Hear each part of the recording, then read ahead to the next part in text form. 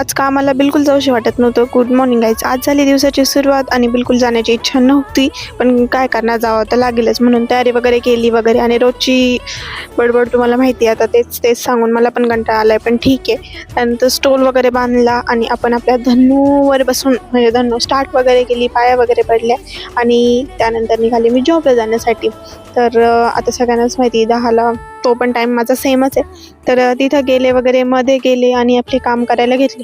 आणि त्याच्यात 4 वेळेस दिवस झाले माझं. तुम्ही डोक्यावर हा पिंपल नोटीस केला की नाही मला माहीत नाही, पण तो खूप दुखतोय बरं का. आणि काय करू मला समजत नाही त्याला, पण ठीक आहे असो. त्यानंतर संध्याकाळी गेलो होतो बाहेर टी घ्यायला, तर टी वगैरे घेतला आणि नंतर परत इथे मी स्वतःचा चेहरा दाखवत होती. का माहिती का माझं मी का हसते मला ते पण नाही माहिती, म्हणजे काहीतरी विषय चालू होता. तर त्यानंतर आली मी, म्हणजे निघाली मी घरी यायला. घरी वगैरे वगैरे यायला निघाली. त्यानंतर फ्रेंडची वाट वगैरे बघितली. नंतर मग आम्ही आलो घरी.